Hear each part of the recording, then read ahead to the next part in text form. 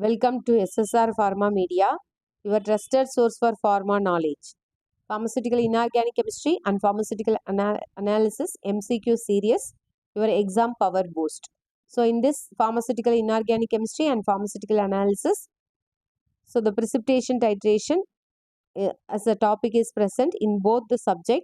Today we are going to discuss about that. Prepare, practice, succeed. So, in precipitation titration, we are going to cover what is precipitation titration and types of precipitation titrations are Morse method, Volgart's method, modified Volgart's method and Fajon's method. And precipitation titration, what is precipitation titration? Precipitation titrations also called as argentimetric titration because here silver nitrates is used as a titrant. So, it is called as argentimetric titration. So, are based on reactions that form sparingly soluble precipitate. They are commonly used for the determination of halides like chloride, bromide, iodide using silver nitrate as a titrant. The precipitation titration rely on the concept of the solubility product and the law of mass action. So, generally the general reactions are silver ion react with the halides to form silver halides precipitate.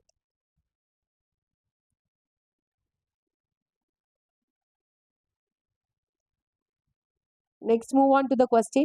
Precipitation titrations are based on option B, formation of an insoluble precipitate. Which law covers the solubility of the precipitate in precipitation titration? So, law of mass action. Option D is the answer. So, after reading the concept of the topic, you must practice it by using the MCQs. Practice makes man perfect. So, the practice is very important. MCQs practice. Which factor is most important for the success of precipitation titration? So, option C, low solubility products. In precipitation titration, the most suitable precipitate should be, so option B, sparingly soluble and easily filterable. Which of the following is not an advantage of precipitation titration? So, option C, so not advantage. So, it's suitable for very dilute solution. So, it's a not advantage of precipitation titration. So, remaining and all, it is advantage of precipitation titrations. And we will discuss about the precipitation methods. The first method is Morse method. So, in this Morse method is a type of direct precipitation titration. It is used for the determination of chlorides and bromides. And in this titration, potassium chromate is used as an indicator. So, this titration carried out under the neutral or slightly alkaline medium. The pH is 6.5 to 10. And the principle, the silver nitrate is added to chloride and bromide solution. That means in silver nitrate is taken in the burette as a titrant. So, in the conical flask, we will take the chloride or bromide ions. And when we are adding the silver nitrate into this conical flask, that means it's containing chloride and bromide ions.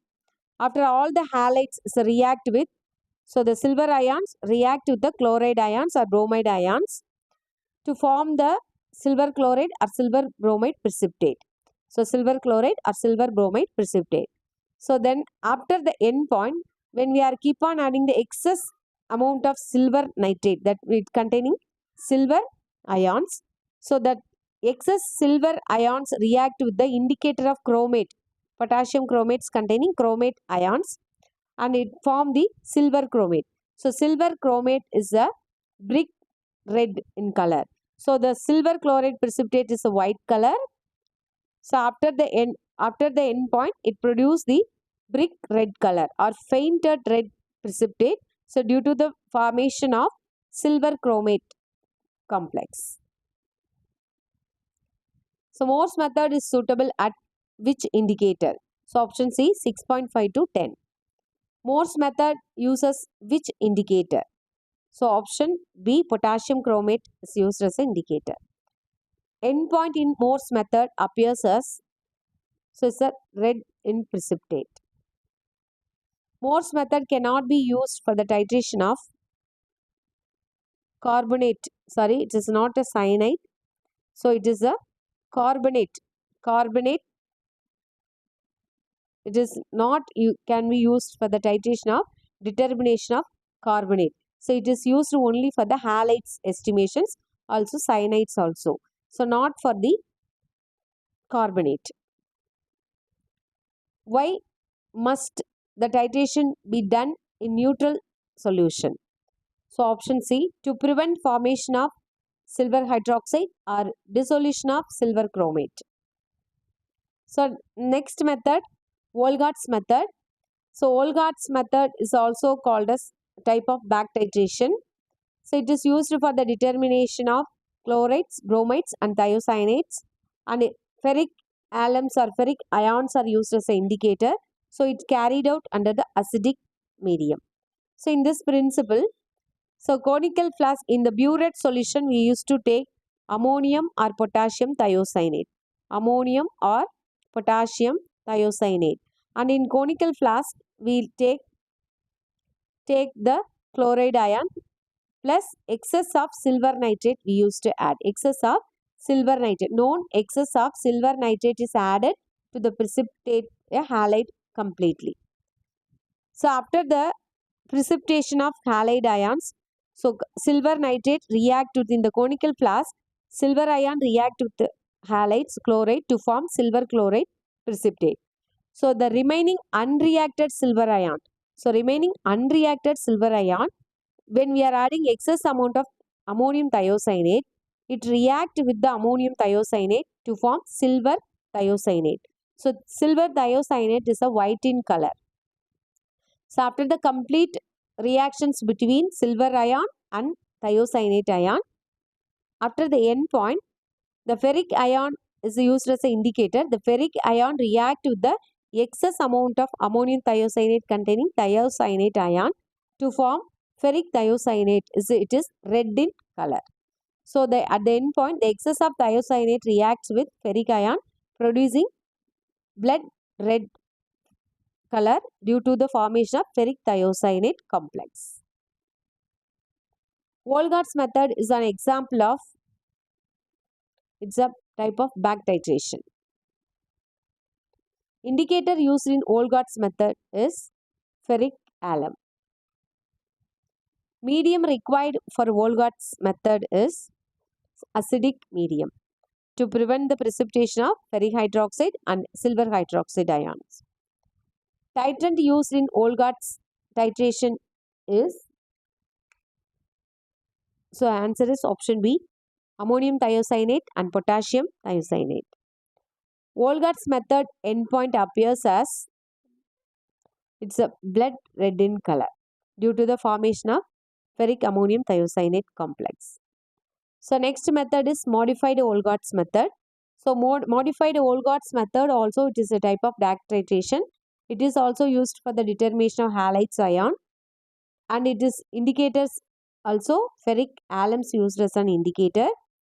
So these titrations are carried out under the acidic conditions, and extra we are using the organic solvent. So there is the difference between Volgart's and modified Volgart's. Here we are using a organic solvents like a nitrobenzene and dibutyl phthalate. So organic solvent keeps silver halide inert and coagulate the silver chloride precipitate. That means, so it is a solubilized silver chloride precipitate get coagulated, solubilized. So insoluble silver chloride is no problem. So solubilized, it's maybe slightly solubilized. So that solubilized silver chloride coagulate with, that's nitrobenzene or dibutyl phthalate. So silver chloride precipitate is, theoretically it's insoluble. So we used to say silver chloride is a white precipitate. Theoretically it is insoluble, but practically it is slightly soluble. So that slightly soluble silver chloride precipitate containing silver ion may interfere with the titration. That means the silver ion may react with the ammonium thiocyanate. So it leads wrong endpoint. So in order to prevent that, the solubilized silver chloride precipitate interference, we are adding this nitrobenzene or dibutyl phthalate to coagulate it. So this is the difference between Olgaard's method and modified Olgaard's method. So remaining the no excess of silver nitrate is added to the precipitate the halide ions completely, and unreacted silver ions back titrated with ammonium thiocyanate or potassium thiocyanate, and during the titration it forms silver thiocyanate AgSCN. So next, nitrobenzenes or dibutyl phthalate is used to precipitate this solubilized AgCl silver chloride precipitate to preventing dissolution and improving endpoint visibility. At the endpoint, the excess of thiocyanate react with ferric ion, producing a blood red color due to formation of ferric thiocyanate complex. Modified Olgaard's method is used when precipitate is colloidal or difficult to filter. Which of the following is added to coat silver halide precipitate? So option B, nitrobenzene is used. Modified Olgaard's method is used for the titration of option C, both chloride and bromide ions. Purpose of adding nitrobenzene is, so option B, to protect silver halides and prevent reaction with thiocyanate. Next, we will see the difference between Olgaard's and modified Olgaard's. So if you know both the methods are back titration, and the purpose to determine the halide ions, here also halide ion. So same excess of silver nitrate is also used in both the method, and titrant also same ammonium thiocyanate and potassium thiocyanate. And primary reactions, the silver nitrate react with thiocyanate to form silver cyanide. Here also silver ion react with thiocyanate to form thiocyanate is a white precipitate. So and here the previously the reactions between burette and conical flask. So we added the excess amount of silver nitrate. So that silver nitrate react with the halide ions to form silver chloride or silver bromide precipitate. So remaining the unreacted silver nitrate of the silver ions only react with the burette solution of thiocyanate. Both the cases, Olgaard's method and modified Olgaard's method. And it's both the methods are carried out under the acidic conditions. But in this there is the difference. Organic solvents are not used in Olgaard's method, and nitrobenzenes are used. Organic solvents are used in the modified Olgaard's method. So why organic solvents are not needed in modified Olgaard's method means, why it is not needed in Olgaard's method means, so silver halides dissolve slightly in acidic medium. This is avoided in modified method, and we will filter it and we will remove that silver chloride precipitate, that means silver halide precipitate.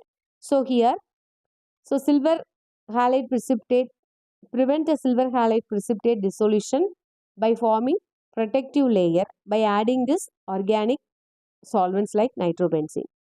So in detection of endpoint, the excess of thiocyanate react with ferric ion to form ferric thiocyanate as the red color. So here also it's formed ferric thiocyanate as formation. It's type of red color. So it is more distinct due to organic solvent. Presence of organic solvent will get sharp endpoint. Which method requires filtration of Ag silver halides? This is Olgaard's method is required for the filtration of silver halides. Which method uses nitrobenzene? So modified Olgaard's method is used nitrobenzene in order to coagulate the silver chloride precipitate. Modified Olgaard's is preferred because, so option B, no filtration required. In Olgaard's method, ferric indicator is used. So option B, after filtering. Next we will see the Fejan's method. So Fejan's method is a type here. Adsorption indicator method is also called as adsorption indicator method because here adsorption indicators are used, and it is used to determine the chloride ions, and the adsorption indicators are fluorescein, eosin and dichlorofluorescein, and this titration carried out under the neutral or slightly acidic conditions. So during titration with silver nitrate, silver ion react with the halide ions to form silver chloride precipitate. Initially, it carries negative charge. And after the equivalence point, the excess of silver ions makes the precipitate positively charged. So negatively charged dyes get adsorbed, and it produces distinct color change and marks the endpoint. So indicators are fluorescein, eosin and dichlorofluorescins are the indicator. So white color change to pale pink color at the end point when dye is adsorbs onto the silver chloride precipitate. So this adsorption indicators are dyes that change color when adsorbed on the surface of a precipitate. So here before the end point, so first the reaction happens between the silver nitrate and chloride ions, so to form silver chloride precipitate. So this is called silver chloride precipitate. So remaining this nitrate ion, so it's adsorbed on the surface of the silver chloride ions. That means negative charged ions are adsorbed on the surface of the silver chloride precipitate. So this is called primary adsorption layer. So at the end point, all the ions of the all the silver nitrate reacted with the chloride ions. When we will add the excess amount of silver nitrate containing silver ion, it is taken in the burette. We will add into the solution. So the unreacted silver ions, it's adsorbed on the silver chloride precipitate. So majorities forming the positive ions are adsorbed on the surface of the silver chloride precipitate at the end point. So this is called secondary adsorption layer. So this is called primary adsorption layer. So after that, now it's after the end point. So end point positive ions are surrounded by the silver chloride precipitate. So now indicator is present. Indicator as a dye we are using is a fluorescent dye. So it is also negative charge. So already here positive charge is there. So dyes are negative charge. So both are attracted. So silver chloride plus silver ions and dyes to form silver chloride dye. So that means dyes are adsorbed on the surface of silver chloride precipitate. So it makes the solution is a pale pink color. So if you see the before the end point, silver chloride particles form and have negative surface charge due to excess of chloride ion in solution, and negatively charged precipitate repels the negatively charged dye molecules. So no color change is seen. And at the end point, just after equivalence point, a slight excess of Ag ion is present. So this Ag plus ions coat the silver chloride particles and giving them a positive surface charge. So now the indicator, how the adsorption indicator works.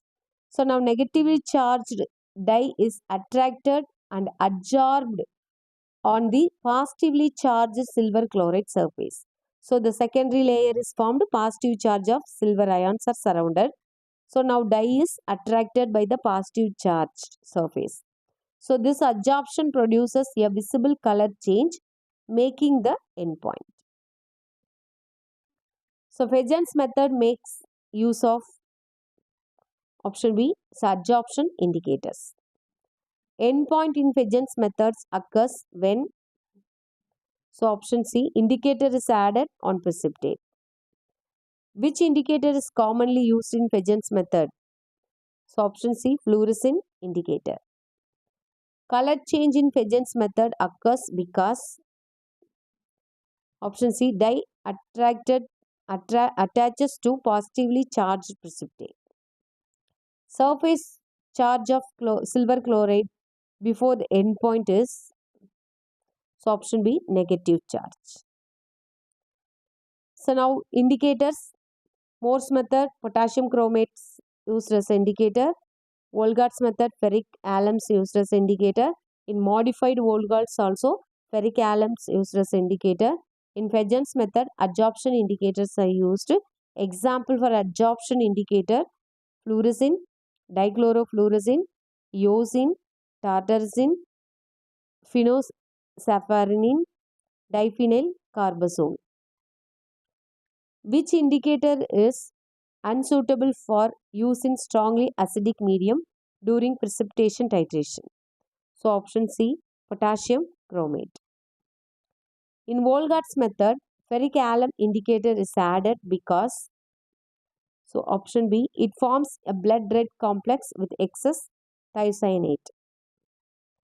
Adsorption indicators works due to, so option B, surface charge reversals of precipitate. Indicators used in adsorption based precipitation titration is, so dichlorofluorescein. It is type of adsorption indicator. Before endpoints in Fagans method, the dye does not adsorb. Does not adsorb. So option C, precipitate is negatively charged. Which type of indicator works based on surface adsorption on freshly formed precipitate?